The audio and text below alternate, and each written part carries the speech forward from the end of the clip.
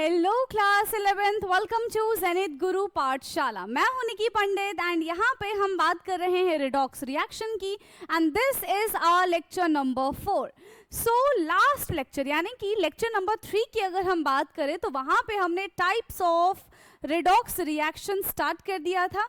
आज की क्लास में हम उसी को कंटिन्यू करेंगे। Okay, so let's start our today's class and I hope कि आप सब तक मेरी आवाज़ एकदम क्लियर पहुंच रही होगी। तो शुरू करते हैं हम अपना आज का लेक्चर, बट उससे पहले ये देख लेंगे कि क्या क्या चीज़ें हमने कवर कर ली हैं लास्ट क्लास में। तो एक्सेप्शन पढ़ लिया था हमने, ठीक है। उसके बाद ऑक्सीडेशन स्टेट कैसे कैलकुलेट करते हैं ये सारी चीज़ें हमने देख ली थी, है ना।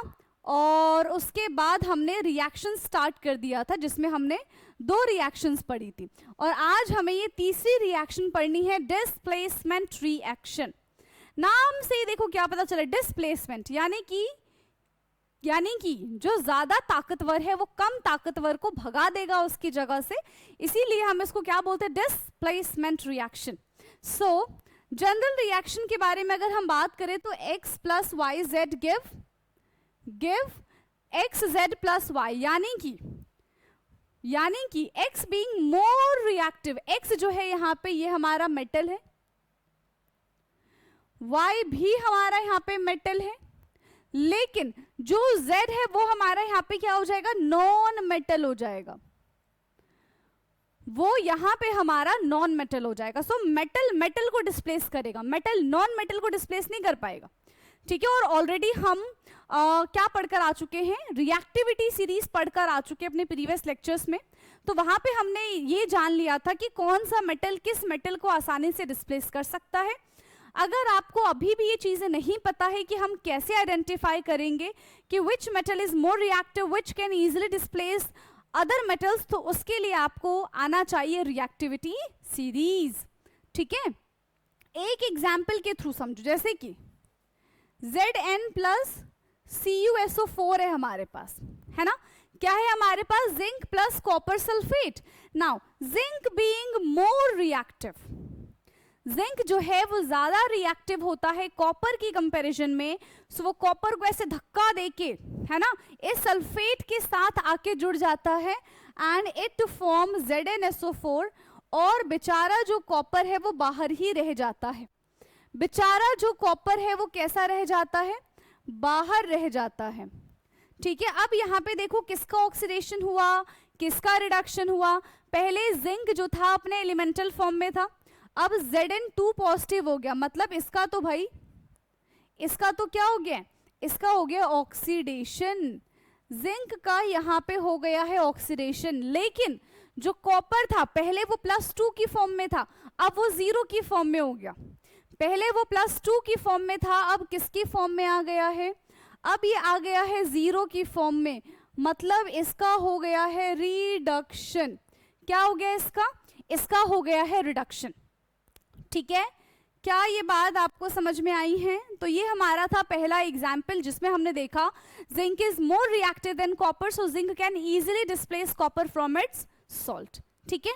नाउ नेक्स्ट, अगर हम यही रिएक्शन निकल के साथ करा दे, निकल एंड कॉपर सल्फेट, तब क्या ये रिएक्शन पॉसिबल है, तब क्या यहाँ पे NiSO4 प्लस कॉपर हमको देखने के लिए मिल जाएगा क्या, हाँ मिल जाएगा। क्यों, क्योंकि again nickel is more reactive than copper, nickel is more reactive than copper, nickel जो है वो कॉपर से ज्यादा रिएक्टिव है, तो निकल का यहां पे हो गया है हमारा ऑक्सीडेशन, निकल का यहां पे हो गया है ऑक्सीडेशन एंड कॉपर का यहां पे हो गया है रिडक्शन। कॉपर का क्या हो गया यहां पे, तो कॉपर का यहां पर हो गया है रिडक्शन, ठीक है। क्या हो गया, कॉपर का रिडक्शन हो गया। क्या ये बात समझ में आई है, यस। एक और एग्जाम्पल लिखेंगे, खाली पेज अब हमको मिल गया है तो। नाउ थर्ड एग्जाम्पल इज, अगर हम TiCl4 का रिएक्शन मैग्नीशियम के साथ करा दे, मैग्नीशियम प्लस TiCl4, तो ये क्या बना के दे देगा, MgCl2 प्लस टाइटेनियम अलग से है ना, MgCl2 प्लस टाइटेनियम अलग से, बाद में इस रिएक्शन को आप बैलेंस कर सकते हैं, यहाँ पे 2 आ जाएगा और यहाँ पे 2 आ जाएगा। Now this reaction is balance, ठीक है, now this reaction is balance. Magnesium के ऊपर है 0, टाइटेनियम इज +4, क्लोरीन हमारा -1 है, यहाँ पे हमारे पास +2 -1 0, टाइटेनियम +4 से 0 पे आ गया, ठीक है। टाइटेनियम यहाँ पे +1 से कितने पे आ गया है, +4 से 0 पे आ गया, मतलब इसका हो गया है रिडक्शन। टाइटेनियम का यहाँ पर हो गया है रिडक्शन। क्या ये बात क्लियर? नाउ मैग्नीशियम को देखो जरा, मैग्नीशियम का चार्ज पहले 0 था, अब मैग्नीशियम पे हमारे पास +2 आ गया, मतलब मैग्नीशियम का यहाँ पर हो गया है ऑक्सीडेशन। क्या हो गया यहाँ पे मैग्नीशियम का? मैग्नीशियम का यहाँ पर हो गया है ऑक्सीडेशन। क्लियर? क्लियर है? अच्छा, एक और क्वेश्चन मैं पूछूंगी आपसे, है ना, अब एक क्वेश्चन पूछना तो बनता है। अगर मैंने यहाँ पे ले लिया है, ठीक है, क्या ले लिया मैंने यहाँ पे, Fe प्लस ZnSO4, अब ये बता दो कि क्या रिएक्शन होगी Fe प्लस ZnSO4, है ना, आयरन प्लस जिंक सल्फेट का क्या रिएक्शन होगा, है ना, ऑक्सीडेशन क्या होगा, रिडक्शन क्या होगा, क्या ये रिएक्शन पॉसिबल भी है या फिर नहीं, ये आपका है होमवर्क, ठीक है। आप मुझे कमेंट बॉक्स में बताएंगे कि इसका रिएक्शन होगा कि नहीं होगा, अगर होगा तो क्या होगा और अगर रिएक्शन नहीं होगा तो क्यों नहीं होगा, ठीक है। इतनी सारी चीजें आपको बतानी है। क्लियर? ये आप मुझे कहाँ पे बताएंगे, ये आप मुझे कमेंट करके बता देंगे। क्या ये मेरी बात आप तक पहुंची है? ओके, चलो नेक्स्ट रिएक्शन, यहाँ पे हमने अपना डिस्प्लेसमेंट रिएक्शन किया है फिनिश, बट डिस्प्लेसमेंट रिएक्शन में ही हमारा displacement of non metal and metal के बारे में बात करते हैं, ठीक है। Displacement of non metal and metal के बारे में बात करेंगे, displacement of non metal and metal. ये क्या है displacement of non metal and metal? अभी जान जाओगे displacement of non metal and metal क्या है ना। हमारे पास एक एलिमेंट है x plus Y Z, again the same thing, है ना। यहाँ पे x z plus Y, x and y यहाँ पे हमारे पास मेटल है, ठीक है, और याद रखना ये x हमारा मेटल है, ये तो ठीक है। अच्छा, y हम मेटल ना लेके ना यहाँ पे हाइड्रोजन कंसिडर करेंगे, ठीक है। y जो है यहाँ पे वो क्या हो जाएगा, वो हमारा हाइड्रोजन हो जाएगा। अच्छा, तो फिर Z यहाँ पे क्या हो जाएगा, Z हमारा यहाँ पे नॉन मेटल कहलाएगा। ये क्या बात होती है ना, ये क्या बात होती है, मतलब यहाँ पे हाइड्रोजन गैस निकल जाएगा। ये रिएक्शन जब मेटल नॉन मेटल का डिस्प्लेसमेंट कराते हैं, displacement of non metal and metal, वहां पे हाइड्रोजन गैस होता है रिलीज, ठीक है। वहां पे कौन सी गैस रिलीज हो जाती है, वहां पे हाइड्रोजन गैस होती है रिलीज। सबसे पहले हम यहाँ पे ग्रुप 1 के बारे में बात करें, ठीक है। किसके बारे में हम यहाँ पे बात करें, ग्रुप 1 के बारे में।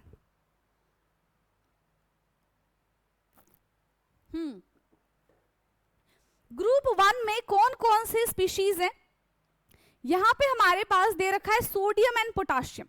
Sodium and potassium are highly reactive in nature, इतने ज्यादा वो रिएक्टिव होते हैं कि एयर की कांटेक्ट में, वो वाटर की कांटेक्ट में बिल्कुल ऐसे ब्लास्ट हो जाते हैं, फट जाते हैं, एक्सोथर्मिक रिएक्शन शो करते हैं, ठीक है।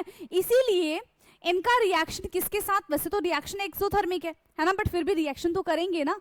तो sodium and potassium generally react with cold water.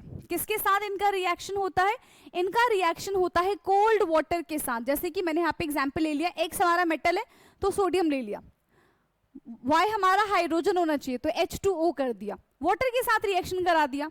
अब यहाँ पे जो वाटर होना चाहिए वो कैसा होना चाहिए, एकदम चिल्ड पानी होना चाहिए, ठंडा ठंडा पानी होना चाहिए यहाँ पे, ठीक है। तो जैसे ही हम वाटर के साथ इसका रिएक्शन कराएंगे, ये क्या बन जाएगा, ये हमारा बन जाएगा, अब देखो NaO सोडियम ऑक्साइड, और साथ ही साथ यहाँ पे H2 गैस जो है वो रिलीज हो जाएगी। क्या NaO बनेगा यहाँ पे, हाँ, यहाँ पे हमारा सोडियम ऑक्साइड बनेगा और साथ ही साथ यहाँ पे हमारा H2 गैस भी रिलीज हो जाएगा। लेकिन अगर ये सोडियम ऑक्साइड ठीक है। लेकिन अगर ये सोडियम ऑक्साइड ज्यादा रिएक्टिव है, ज्यादा रिएक्टिव नहीं, अगर ये सोडियम ऑक्साइड सॉल्युबल है वाटर में, तो इसका फर्दर रिएक्शन हम वाटर के साथ कराएंगे, ठीक है। सोडियम ऑक्साइड का हम फर्दर रिएक्शन वाटर के साथ कराएंगे। NaO फर्दर वाटर के साथ रिएक्ट करेगा और ये बना देगा हमारा NaOH और साथ ही साथ H2 गैस यहां से रिलीज हो जाएगी। अब इसमें दो चीज हो सकती है, या तो आप इसको 1 स्टेप में भी कर सकते हो या तो आप इसको 2 स्टेप रिएक्शन में भी कर सकते हो, ठीक है।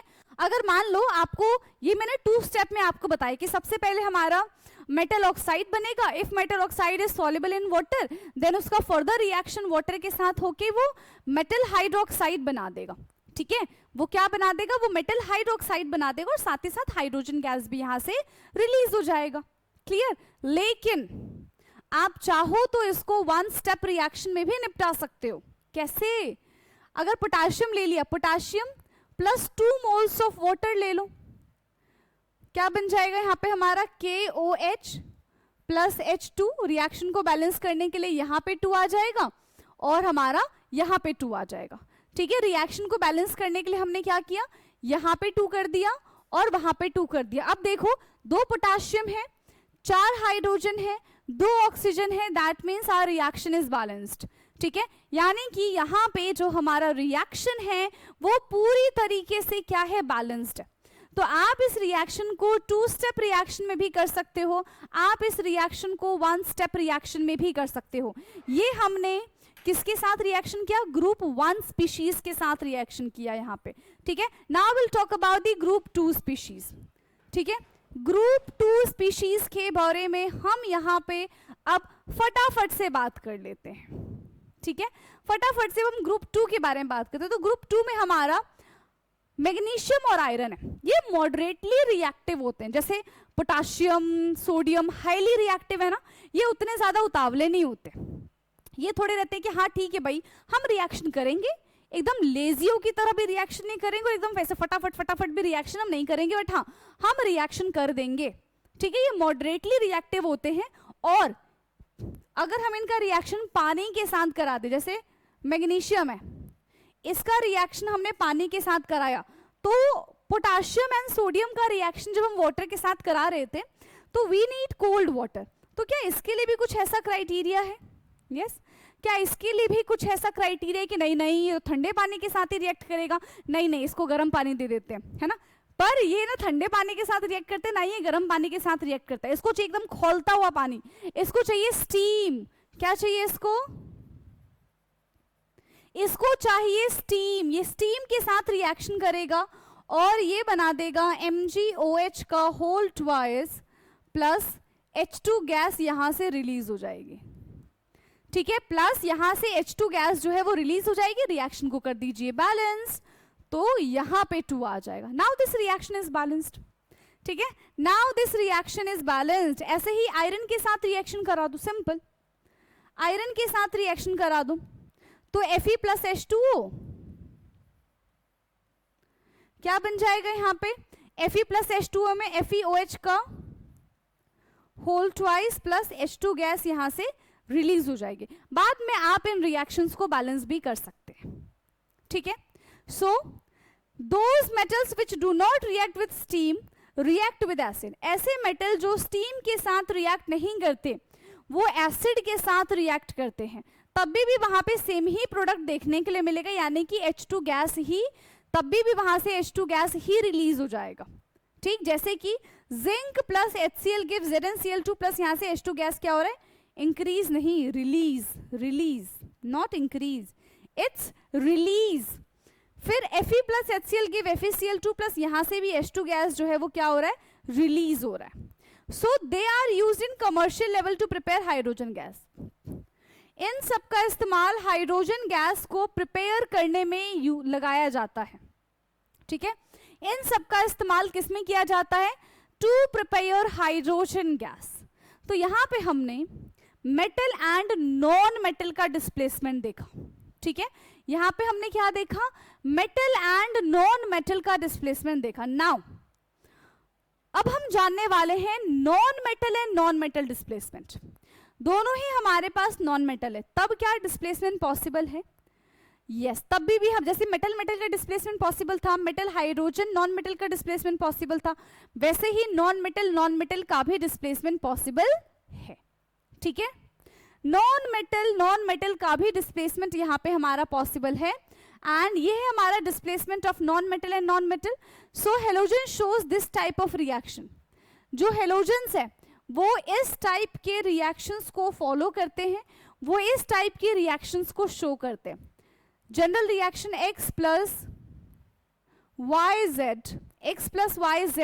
will give zx plus y। अब ये सब चीजें हैं क्या? तो यहां पे जो x है, x इज नॉन मेटल। ठीक है, यहां पे जो हमारा x होगा वो x क्या होगा? ये जो x है हमारा वो है नॉन मेटल, ये है नॉन मेटल, और ये हमारा नॉन मेटालिक सॉल्ट है। ठीक है, ये हमारा क्या हो जाएगा? Non metal salt. Non metal salt. ठीक, अब सबसे ज्यादा रिएक्टिविटी के बारे में बात करें इन केस ऑफ हेलोजन, क्योंकि ये जो प्रोसेस है ये हेलोजन्स के द्वारा ही किया जा रहा है ना? ये जो प्रोसेस है ये किसके द्वारा किया जा रहा है? ये हेलोजन्स के द्वारा ही किया जा रहा है। ठीक है, सो सबसे ज्यादा रिएक्टिव कौन है? Fluorine, then bromine and then iodine. So highly reactive species is fluorine, उसके बाद थोड़ा सा कम क्लोरीन, उससे कम ब्रोमीन, एंड साइज लार्ज होने की वजह से आयोडीन जो है वो थोड़ा सा आलसी हो जाता है एंड रिएक्टिविटी इसकी स्लो हो जाती है। ठीक है, अब एग्जाम्पल देखो, F2 प्लस NaCl, F2 का रिएक्शन हमने किसके साथ करा दिया? NaCl के साथ करा दिया। ये हमारा बन जाएगा Fe NaF। ठीक है, एक हमारा बन गया NaF और Cl2 हमारा बाहर आ जाएगा। नाउ रिएक्शन को कर दो बैलेंस, तो यहाँ पे 2 आ जाएगा और यहाँ पे 2 आ जाएगा और रिएक्शन हमारा बैलेंस है। ठीक है, रिएक्शन हमारा यहाँ पे बैलेंस है। ऑक्सीडेशन नंबर लिख लो रिएक्शन का, तो ये 0 हो जाएगा, ये +1 है, ये -1 है। ठीक है, ये हमारा +1 है, ये -1 है और ये 0 है। तो क्लोरीन का पहले -1 चार्ज हुआ करता था। क्लोरीन पे पहले कितना चार्ज हुआ करता था? क्लोरीन पे पहले -1 का चार्ज हुआ करता था, अब 0 हो गया। अब इसका मतलब क्या हो गया? इसका तो ऑक्सीडेशन हो गया है ना? इसका तो हमारा ऑक्सीडेशन हो गया है, एंड फ्लोरीन 0 से -1 हो गया, मतलब इसका हो गया है रिडक्शन। इसका हो गया है हमारा रिडक्शन। ठीक है, बस इसी तरीके से हमको रिएक्शन करानी है। ठीक है, इसी तरीके से हम जितने चाहे जितने मर्जी उतने रिएक्शन करा दे।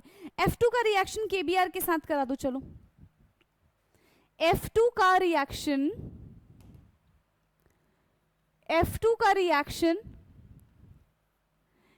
KBr के साथ कराएंगे तो क्या बन जाएगा? Br2 अकेला आ जाएगा, एंड यहां पे हमारे पास क्या क्या चीजें प्रेजेंट होंगी? F2 क्या बन जाएगा? KF प्लस Br2, यहां पे 2 कर दो और यहां पे 2 कर दो। ये एक रिएक्शन हमने लिख लिया। ठीक है, सेकेंड रिएक्शन हम F2 का रिएक्शन NaI के साथ करा देते हैं। F2 का रिएक्शन हमने करा दिया 2NaI के साथ, तो ये हमारा बन जाएगा 2, ठीक है, NaF प्लस I2। ऐसे ही और रिएक्शन करा दो फिर से। आयरन हो गया ना हमारा, अब ब्रोमीन ले लो। ब्रोमीन का रिएक्शन NaI के साथ करा दो। Br2 प्लस 2NaI क्या देगा ये हमको? 2NaBr plus I2, 2NaBr plus I2। Cl के साथ करा दो, हो पाएगा क्या? तो 2NaI ये है हमारा 2NaCl plus I2, 2NaCl plus I2। ठीक है, अब Cl2 का रिएक्शन हम करा रहे हैं NaBr के साथ, तो ये हमारा क्या बन जाएगा? NaCl प्लस Br2 बाहर आ जाएगा। 2 moles of NaCl plus Br2 जो है वो बाहर आ गया, ठीक है, प्लस Br2 जो है वो बाहर आ गया. Now sixth reaction is, chlorine का रिएक्शन सोडियम फ्लोराइड के साथ करा दो, NaF के साथ करा दो, तब क्या बनेगा यहाँ पे हमारा NaCl और F हमारा अकेला हो जाएगा. तो आंसर है नहीं नहीं नहीं नहीं नहीं, यहाँ पे कोई प्रोडक्ट नहीं बनेगा. अब जल्दबाजी में आप प्रोडक्ट लिख देते अभी, है ना, जल्दबाजी में आप यहाँ पे प्रोडक्ट लिख के चले जाते और यही आपके नंबर कट जाते, ठीक है, और यही आपके नंबर कट जाते. तो क्या करें, chlorine can not replace fluorine, chlorine जो है वो फ्लोरीन को रिप्लेस नहीं कर सकता. क्यों? क्योंकि फ्लोरीन इज ज्यादा ताकतवर ना, फ्लोरीन जो है वो ज्यादा ताकतवर है क्लोरीन के कंपैरिजन में, तो वो उसको हटा ही नहीं सकता है उसकी जगह से, ठीक है. तो chlorine can not displace, chlorine can not displace fluorine, chlorine जो है वो फ्लोरीन को डिस्प्लेस नहीं कर पाएगा. Chlorine can not displace fluorine. Okay, so they are used to prepare halogens, इनका हम इस्तेमाल हेलोजेंस को प्रिपेयर करने में लगाते हैं. They are used to prepare halogens, they are used to prepare halogens. तो यहाँ पे हमारा थर्ड यानी कि डिस्प्लेसमेंट रिएक्शन अब जाके पूरी तरीके से होता है कंप्लीट, ठीक है, डिस्प्लेसमेंट रिएक्शन अब जाके हमारा होगा complete. Now the fourth reaction is, fourth reaction है हमारा डिस्प्रपोर्शनेशन रिएक्शन. क्या है रिएक्शन का नाम? रिएक्शन का नाम है डिस्प्रपोर्शनेशन रिएक्शन. अब ये क्या होता है, ये क्या होता है डिस्प्रपोर्शनेशन रिएक्शन? तो डिस्प्रपोर्शनेशन रिएक्शन का मतलब है कि एक ही स्पीशीज, है ना, एक ही स्पीशीज का ऑक्सीडेशन भी हो जाएगा और एक ही स्पीशीज का रिडक्शन भी हो जाएगा. आई बात समझ में? डिस्प्रपोर्शनेशन रिएक्शन क्या होता है, एक ही स्पीशीज का ऑक्सीडेशन भी हो जाएगा और एक ही स्पीशीज का रिडक्शन भी हो जाएगा. इसको हम कहते हैं डिस्प्रपोर्शनेशन रिएक्शन, ठीक है. So same element undergoes oxidation as well as reduction, same element जो है वो ऑक्सीडेशन भी फॉलो करता है एंड रिडक्शन भी फॉलो करता है. एग्जाम्पल देखेंगे हम तो भाई, है ना, तब हमें अच्छे से समझ में आएगा. जब तक हम एग्जाम्पल नहीं देखेंगे तब तक हमको समझ में नहीं आएगा, सीधी सी बात है. सो H2O हमने क्या ले लिया, हमने ले लिया यहाँ पे H2 मत लो, H2O2 ले लो, पर ऑक्साइड. क्या ले लिया हमने यहाँ पे, हाइड्रोजन पर ऑक्साइड ले लिया. तो ये बन जाएगा हमारा 2H2O, है ना, और साथ ही साथ यहाँ पे 2 कर दो, अब यहाँ पे O2 आ जाएगा. 2H2O plus O2, 2H2O plus O2, इनका ऑक्सीडेशन स्टेट निकाल लो जरा. ऑक्सीजन के ऊपर -2, हाइड्रोजन के ऊपर +1. यहाँ पे हमारा हाइड्रोजन के ऊपर कितना है, +1 ही है ना. ऑक्सीजन के ऊपर हमारा कितना है, -2 चार्ज है. अच्छा, H2O2 में -2 नहीं होता, अभी हमने एक्सेप्शन में देखा था, यहाँ पे -1 का चार्ज होता है और ये हमारा हो गया 0. अब हम क्या देख पा रहे हैं, क्या हम कुछ देख पा रहे हैं यहाँ पे, क्या हम यहाँ पे कुछ देख पा रहे हैं? यस, माइनस से इसका चार्ज आ गया -2, मतलब इसका क्या हो गया, रिडक्शन हो गया. यहाँ पे ऑक्सीजन का हो रहा है रिडक्शन एंड सेम ऑक्सीजन का -1 से हो गया 0, मतलब इसी सेम ऑक्सीजन का यहाँ पे हो रहा है ऑक्सीडेशन. ऑक्सीजन का यहाँ पे रिडक्शन भी कराया जा रहा है, ऑक्सीडेशन का यहाँ पे रिडक्शन भी हो रहा है एंड ऑक्सीजन का ही यहाँ पे ऑक्सीडेशन भी हो रहा है. तो एक ही स्पीशीज का रिडक्शन भी हो रहा है, एक ही स्पीशीज का ऑक्सीडेशन भी हो रहा है.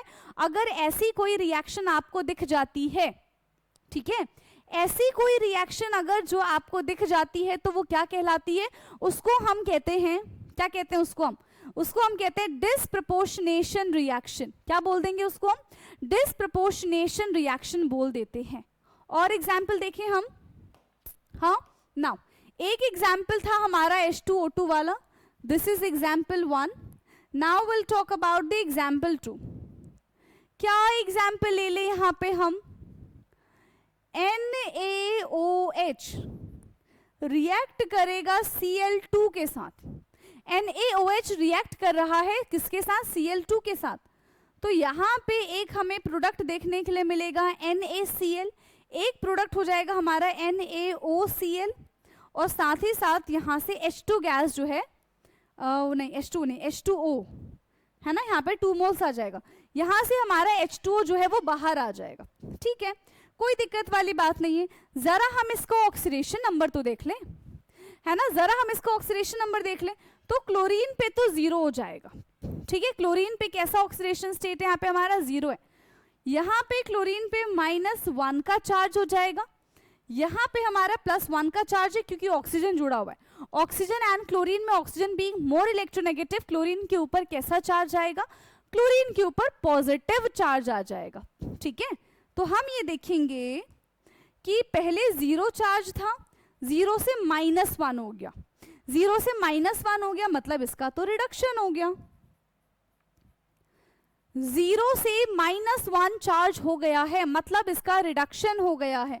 एंड जब 0 से +1 चार्ज हो जाएगा, जब 0 से +1 चार्ज हो जाएगा, मतलब इसका हो जाएगा ऑक्सीडेशन. क्या हो जाएगा, इसका ऑक्सीडेशन हो जाएगा. तो एक ही क्लोरीन का, है ना, सेम ही स्पीशीज थी, एक ही क्लोरीन का यहाँ पे ऑक्सीडेशन भी हो रहा है और एक ही क्लोरीन का यहाँ पे रिडक्शन भी हो रहा है. So that's why this is called disproportionation reaction. एक और एग्जाम्पल देखेंगे हम यहाँ पे. ठीक है, एक और एग्जाम्पल हम यहाँ पे देखेंगे, एग्जाम्पल 3. क्या है एग्जाम्पल 3, यहाँ पे हम नाइट्रेट का रिएक्शन OH के साथ करा देते, NO2 प्लस OH नेगेटिव. क्या है यहाँ पे हमारे पास, NO2 प्लस OH नेगेटिव. क्या बनेगा, NO2 प्लस NO3. क्या बन गया, NO2 प्लस NO3, और बाकी बाद में हमारे यहाँ पे कुछ बाय प्रोडक्ट्स भी हमको देखने के लिए मिल जाएंगे. रिएक्शन को बैलेंस करोगे तो फिलहाल तो यहाँ पे 2 आ जाएगा. अब देखो, देखना क्या है हमको, चार्ज देख लो सबसे पहले. अभी यहाँ पे नाइट्रोजन के ऊपर +4 का चार्ज है. कितने का चार्ज है, +4 का चार्ज है. यहाँ पे +3 का चार्ज है NO2 पे, और यहाँ पे -3 का चार्ज है. तो एक ही रिएक्शन में नाइट्रोजन जो है वो +3 शो कर रहा है और नाइट्रोजन जो है वो -3 शो कर रहा है. तो जब वो +4 से +3 शो करेगा, तो +4 से +3 शो कर रहा है वो, मतलब इसका तो रिडक्शन हो गया. +4 से अगर वो +3 शो कर रहा है, मतलब बढ़ने की बजाय घट गया ना, बढ़ने की बजाय क्या हो गया, यहाँ पे घट गया. नहीं, यहाँ पे भी प्लस ही आएगा. +4 है, ठीक है. NO2 4 और 1 3, और यहाँ पे 6 है, 6 में से 1 जाएगा तो यहाँ पे 5 आ जाएगा, 5 आएगा, 5 प्लस का 5. तो यहाँ पे कम हुआ, मतलब इसका हो गया रिडक्शन, और यहाँ पे ज्यादा हो गया, मतलब इसका हो गया ऑक्सीडेशन. तो यहाँ पे नाइट्रोजन का ही ऑक्सीडेशन हो रहा है एंड नाइट्रोजन का ही रिडक्शन हो रहा है. ठीक है, नाइट्रोजन का ही ऑक्सीडेशन हो रहा है यहाँ पे एंड नाइट्रोजन का ही रिडक्शन हो रहा है. तो ये क्या बन जाएगा, ये हमारा हो गया डिसप्रपोर्शनेशन रिएक्शन. ठीक है, ये हमारा क्या बन जाएगा, this is called disproportionation reaction. Clear? So the product form after disproportionation reaction have oxidation number higher and one oxidation number lower. Disproportion reaction में क्या हो जाएगा, एक ही स्पीशीज के 2 ऑक्सीडेशन नंबर देखेंगे. रिएक्टेंट से एक बार ऑक्सीडेशन नंबर ज्यादा होना चाहिए, रिएक्टेंट से एक बार ऑक्सीडेशन नंबर कम होना चाहिए. उसको हम बोलते हैं डिसप्रपोर्शनेशन रिएक्शन. क्लियर है? उसको हम क्या बोलते हैं, उसको हम बोलते हैं डिसप्रपोर्शनेशन रिएक्शन. तो यहाँ पे हमारे सारे के सारे टाइप के रिएक्शंस हो जाते हैं ओवर. अब इसके बाद हम पढ़ेंगे बैलेंस करना रिडॉक्स रिएक्शन को 2 तरीके से, ऑक्सीडेशन नंबर मेथड से, रिडक्शन नंबर मेथड से, acidic, basic and neutral medium में, तीनों के बारे में बात करेंगे हम. तो अभी जो नेक्स्ट लेक्चर होगा वो अगेन बहुत इंपॉर्टेंट होने वाला है, तो उस पर बहुत फोकस करने की आपको ज़रूरत है। आज के लिए इतना ही, बाकी का डिस्कशन अब हम करेंगे अपने नेक्स्ट क्लास में, ठीक है। तब तक के लिए पढ़ते रहिए और नेक्स्ट लेक्चर का वेट करिए। एंड नेक्स्ट लेक्चर से पहले आपको क्या करना है, अपना प्रीवियस लेक्चर सारा कंप्लीट करना है, बैकलॉग नहीं होने देना है। ओके, सो आज के लिए इतना ही, थैंक यू सो मच। अब हमारी मुलाकात होगी अपने नेक्स्ट क्लास में, तब तक के लिए पढ़ते रहिए। Bye bye everyone.